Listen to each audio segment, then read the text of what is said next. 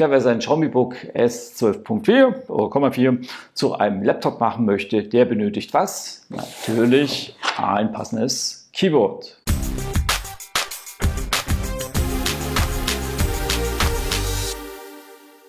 Heute möchte ich euch kurz das Xiaomi Book S12.4 Keyboard vorstellen, passend für das Xiaomi Book sozusagen.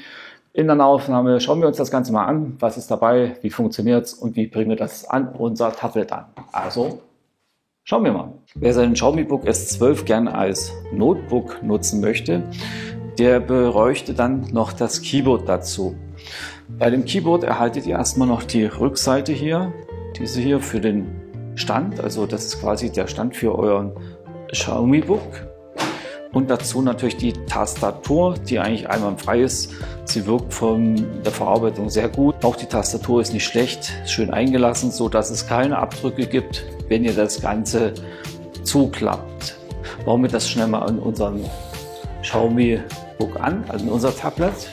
Das ist eigentlich ganz einfach. Ich empfehle euch zuerst den rückwärtigen Teil anzubauen. Da orientieren wir uns einfach nur an der Kamera. Einbauen. Hier unten muss dann Xiaomi stehen, dann könnt ihr schon abknicken. Dann hättet ihr den Kickstand und wir sehen natürlich gleich, was ich immer so schön bemängel, sehr anfällig für eure Fingerabdrücke. So, der Rest wird unten nur angeklickt, fertig. Die Tastatur ist bereits verbunden dann. Zack, funktioniert wunderbar. Ihr habt ja auch eine Beleuchtung dabei. Einfach die Funktionstaste drücken. Schwupps ist hier die Beleuchtung an. Das sieht man jetzt gar nicht so. Mal schauen, ich mache mal das Licht weg. Vielleicht fängt es die Kamera ein. So, ich habe mal versucht, das so dunkel wie möglich zu machen. Ihr seht, die Tastatur ist beleuchtet. Wenn es mal dunkler ist, kein Problem. Super da. Die Tastatur selber arbeitet einwandfrei. Der Anschlag ist sehr angenehm, also von den Tasten her. Und es wirkt alles sehr hochwertig. Hier klappert nichts, hier klimpert nichts.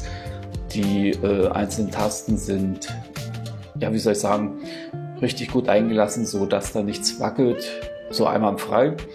Das Licht hatten wir ja schon gesehen, dass das funktioniert. Man kann das anmachen. Auch die Bedienung vom Trackpad oder Touchpad, wie auch immer ihr dazu sagen möchtet, ist ausgezeichnet, macht auch Spaß und funktioniert. Wenn man natürlich immer das Richtige ansteuert, dann klappt das natürlich auch. Und ja, ich bin zufrieden. Was ja absolut toll ist, wenn ihr das Ganze dann zuklappt, schließt alles ab. Nebenbei fährt er jetzt runter, geht in Standby und dann ist euer Gerät erstmal im Energiesparmodus quasi und geht erst wieder an, wenn ihr das aufklappt. Und dann könnt ihr weiterarbeiten. Das müsst ihr euch aber dann selber erstmal in der Systemeinstellung so einstellen, dass es ohne PIN zum Beispiel gleich startet. Okay, das war jetzt erstmal die Nahaufnahme. Wie gesagt, wir machen jetzt hier quasi unser Xiaomi Book zu einem vollwertigen Notebook oder Laptop.